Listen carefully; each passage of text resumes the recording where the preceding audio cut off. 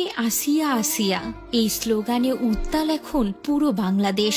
ছাত্ররা রাজপথে নেমেছে ধর্ষকের বিচারের দাবিতে। হ্যাভিওয়ার্স মাত্র ৮ বছরে সেই নিষ্পাপ ছোট্ট মেয়ে, এখন তার দৌড়ানোর কথা ছিল, খেলাধুলায় মেতে ওঠার কথা ছিল, কিন্তু না, সে এখন হাসপাতালের বিছানায় নিথর পড়ে আছে, সম্পূর্ণ অচেতন। জীবন মৃত্যু সন্ধিক্ষণে যন্ত্রের সাহায্যে চলছে তার শ্বাস প্রশ্বাস। মায়ের স্নেহমাখা কোল নয়, সে এখন মৃত্যুর দ্বার প্রান্তে দাঁড়িয়ে। এক নির্মম পৃথিবীর নিষ্ঠুর শিকার হয়ে বোনের বাড়িতে বেড়াতে এসে নরপশুর শিকার হয়েছে শিশুটি।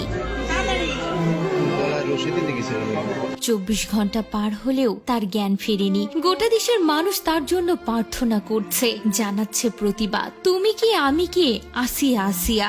কণ্ঠে আবার লাগা জোর, ধর্ষকদের কবরখোর। সারা বাংলায় খবর দে, ধর্ষকদের কবর দে।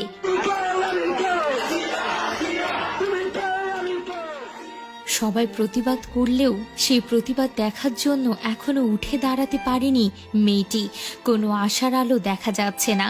শিশুটির ফুফাতো ভাই বলেন, শনিবার সকালেই সর্বশেষ পর্যবেক্ষণকালে আরো ২৪ ঘন্টা সময় বেঁধে দিয়েছেন চিকিৎসকরা। তিনি বলেন, ওর পালস রেট কমেছে। গতকাল ৪% দেখলেও আজ শনিবার সকালে ডাক্তার বলল ৩% তা নেমে এসেছে, জ্ঞান ফেরেনি এখনো। আজ সকালে ২৪ ঘন্টা সময় বেঁধে দিয়েছে চিকিৎসকরা।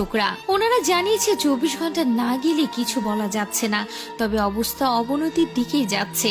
ঢামেক হাসপাতালের পরিচালক তিনি বলেন, শিশুটির শারীরিক অবস্থা খুবই খারাপ। শিশুটির জিসিএস মাত্রা ৪-এ নেমে এসেছে। হত্যার চেষ্টা করার সময় গলাতে যে আঘাত করা হয়েছিল সেটার জন্য তার শ্বাস প্রশ্বাসের সমস্যা হচ্ছে।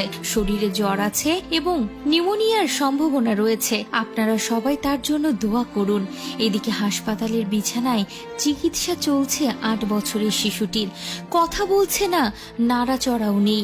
পাশে বসে কাঁদছেন তার মা। এক হাত দিয়ে মেয়ের মাথায় স্পর্শ করছেন, আরেক হাতে নিজের চোখের পানি মুছছেন। মেয়ের করুণ অবস্থা দেখে বারবার মূর্ছা যাচ্ছেন তিনি।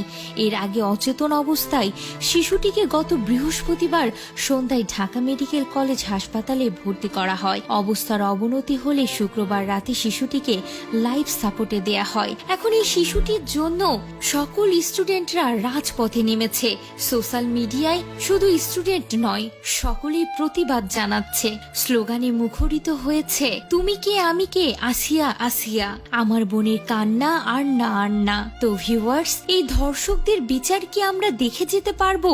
এই সমাজ কি ধর্ষকদের বিচার করতে পারবে? তা তো সময় বলে দিবে।